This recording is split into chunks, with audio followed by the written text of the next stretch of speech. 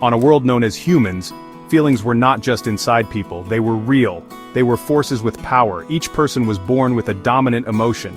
This emotion gave them a unique ability. A person of joy could make flowers bloom in winter. A person of anger could start fires with a single thought. The world was a vibrant tapestry of these powers. It was a place where laughter could lift heavy stones, where a sad song could make the rain fall gently upon the fields. The people lived in a delicate balance. They understood that all emotions had a purpose. They were all part of what it meant to be alive. The society was built around this understanding. Schools taught children how to control their powers. They learned that anger was useful for protection, but dangerous if left unchecked. They learned that sadness helped them understand loss, but could drown them if they let it. The world was not perfect, but it was harmonious. People with different emotional powers worked together. The builders, strong with the power of determination, raised cities. The healers, gifted with compassion, mended wounds of the body and spirit. It was a complex and beautiful system. Everyone had a place, everyone had a role to play in the great story of their planet. At the center of this world was a figure named Heather Humanity. She was unique. She was not born of one emotion but of all of them. She held the perfect balance of joy, sadness, anger, and peace within her. Heather was the anchor of their world. Her presence ensured that no single emotion could become too powerful. She was a living symbol of harmony. When she walked through the markets, the shouts of anger quieted, the tears of sadness lessened. The bright light of joy did not blind people to the needs of others. She was the great regulator, the heart of the planet humans. The people revered her. They saw her not as a ruler, but as a guide. She was the one who reminded them of their shared existence. She taught them that without sadness, joy had no meaning. Without anger, there could be no true passion for justice. She was the living proof that all feelings were necessary. Her very being was a lesson in empathy and understanding. The world felt safe under her watchful, balanced gaze. The future seemed bright and full of promise. The planet humans thrived, a testament to the power of emotional equilibrium and the gentle guidance of Heather Humanity. The planet was governed by two main bodies. They represented the two sides of the emotional spectrum. There was the Flourishing Legislative Assembly, or FLA. It was made up of the positive emotions. Joy, hope, courage, and compassion were its leaders. They argued for policies that nurtured growth and connection. They believed in the power of encouragement and support. The FLA championed community projects. They built schools and parks. They wanted a world where every child could reach their full potential, guided by kindness and optimism. They saw the best in everyone. On the other side was the Sadistic Legislative Assembly, or SLA. This was the home of the negative emotions. Anger, fear, jealousy, and pride were its powerful voices. They did not see themselves as evil. They saw themselves as realists. They argued that strength came from struggle. They believed that conflict and competition were necessary for progress. The SLA warned against the softness of the FLA. They said that too much comfort made people weak. They pushed for stricter laws and harsher punishments. They believed that fear was the best teacher and that power was the only real security. Then, the unthinkable happened. One day the world awoke to a profound silence. The gentle hum of balance that Heather Humanity provided was gone. She had died. No one knew how. No one knew why. There was only a sudden, gaping emptiness. The world plunged into a deep and unfamiliar sadness. It was a sadness without comfort, a raw and aching wound. The flowers of joy wilted. The fires of anger burned without purpose. The planet had lost its heart. The people felt adrift in a sea of confusion and grief. The anchor was gone and the storm was coming. In the afterlife, Heather's spirit awoke. She found herself before a calm being, the God of peace. Why? Heather asked, her essence trembling with the sorrow of her world. The God of peace looked at her with ancient eyes. Your death was a tear in the fabric of existence, the God explained gently. Without you, the balance is broken. The negative emotions, unchecked by your harmony, will seek to dominate. Your world is now in great peril. The grief from your passing is a powerful fuel, and the SLA will use it to seize control. Heather watched in horror as she saw her beloved planet begin to fracture under the weight of its own sorrow. The death of Heather Humanity created a power vacuum. The SLA saw its chance. They immediately called for a great debate. The topic was emotional inheritance. For generations, a child's dominant emotion was a matter of chance, a natural lottery.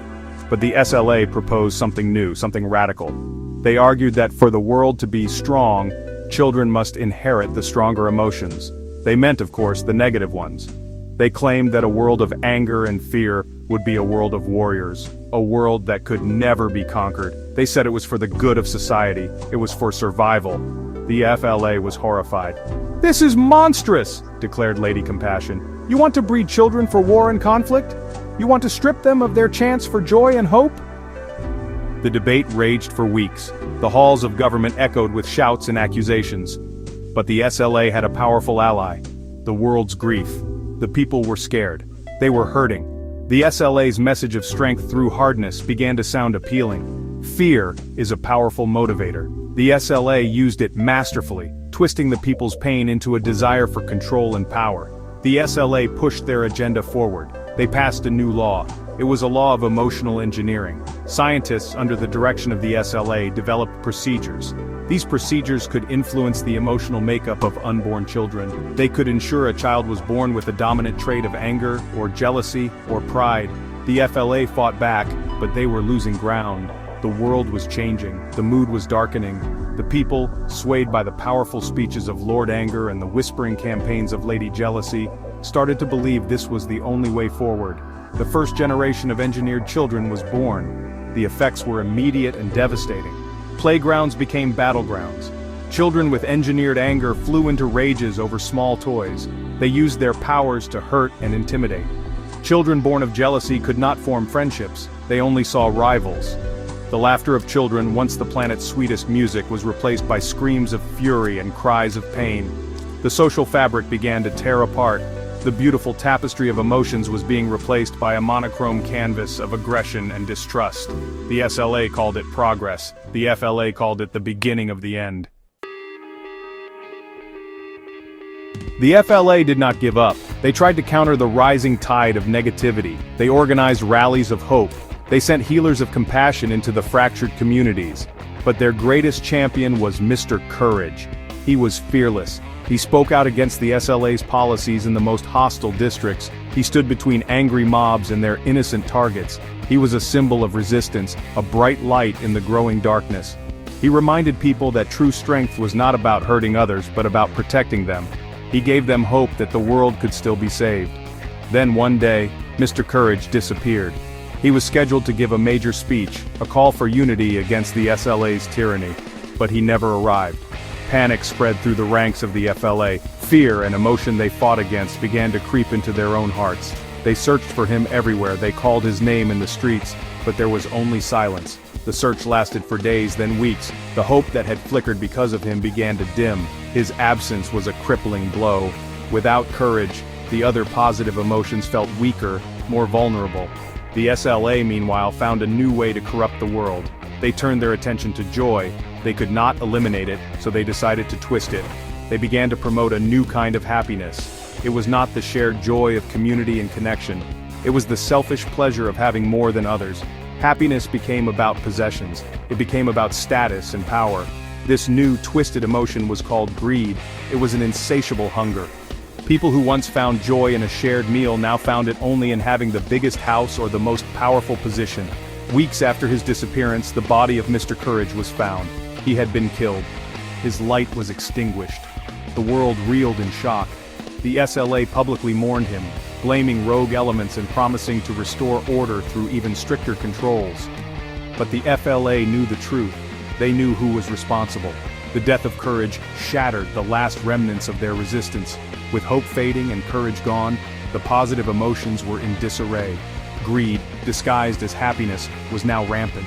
The planet was spiraling deeper into a darkness from which it seemed there was no escape. With the opposition broken, the SLA's power became absolute. They called for a new election, a formality to solidify their control. The campaign was a masterpiece of manipulation. They used fear to promise security. They used anger to direct blame. They used greed to promise wealth to their supporters. The FLA's message of compassion and hope sounded weak and naive in this new harsh world. The election was a landslide. The sadistic Legislative Assembly officially took control of the planet humans. A dark age had begun. The consequences were swift and brutal. The world on humans directly influenced another distant planet Earth. As negativity reigned on humans, Earth suffered. Wars erupted over petty disputes fueled by the amplified anger and pride. Atrocities were committed as compassion was suppressed and fear was weaponized. Famine spread as greed replaced the joy of sharing. The suffering on Earth was a direct reflection of the emotional state of the planet humans. The leaders of the SLA watched, seeing the chaos as proof of their philosophy. They saw the suffering not as a tragedy, but as a validation of their strength. From the afterlife, Heather Humanity watched in agony. She saw the world she loved consumed by hatred and pain. She saw the children born into a world without genuine joy or courage become instruments of cruelty. She saw the beautiful balance she had embodied shattered into a million pieces. The God of peace stood beside her, a silent witness to the unfolding tragedy. "This is the path they have chosen," the God said softly. "The balance cannot be forced. It must be learned, and sometimes the lesson is learned only through great pain and loss. The fall must be complete before the rise can begin." The years that followed were bleak. The planet Humans was a grim reflection of its rulers. The vibrant colors of emotion had faded to shades of gray and angry red. The cities, once filled with art and music, were now stark and militaristic. People lived in constant fear, suspicious of their neighbors, their friends, their own families. The engineered emotions had created a society that was constantly at war with itself. The SLA had achieved total control, but they ruled over a dead world, a world without a soul, a world that had forgotten how to feel anything but pain. After what felt like an eternity of darkness, something began to change. It was not a grand rebellion, it was not a fiery speech. It began as a whisper. It started with the children. A child, engineered for anger, saw another child fall and felt a flicker of something else. It was an unfamiliar ache, a desire to help. It was compassion, buried, but not dead. A teenager raised on jealousy saw a friend achieve something wonderful and felt a sudden, unexpected warmth. It was joy, pure and untainted. The seeds of positive emotion suppressed for so long were beginning to sprout in the most unlikely of places. These small acts of kindness started to spread. A shared piece of bread, a comforting word, a moment of shared laughter in a hidden corner. These were acts of defiance in a world that forbade them. They were small lights pushing back against the overwhelming darkness. The SLA tried to crush this resurgence. They punished any display of positive emotion, but they could not stop it. They had built a world on fear and anger, but they had forgotten something fundamental. No heart can beat forever in a state of pure negativity. The soul yearns for light. The change accelerated. The more the SLA tried to suppress the light, the brighter it seemed to shine in contrast. People began to remember the old stories, the tales of Heather Humanity and the balanced world. They started to see the ugliness of the world the SLA had built. The constant anger was exhausting. The gnawing greed was unfulfilling. They were tired of being afraid. The power of the SLA, built on these emotions, began to wane as the people themselves began to reject them. The foundation of their empire was crumbling from within. Finally, after years of pain, a new child was born. As the doctors checked her, they were stunned. She was not dominated by a single emotion, negative or positive. She held all of them in perfect, delicate balance. She was the echo of Heather Humanity. Her birth was not the end of the struggle, but it was a profound symbol of hope. It was a promise that the world could heal. The fall had been long and terrible, but the cycle was turning. Humanity was being reborn. Even after the deepest darkness, the world was learning slowly and painfully how to feel again, and how to find its way back to the light.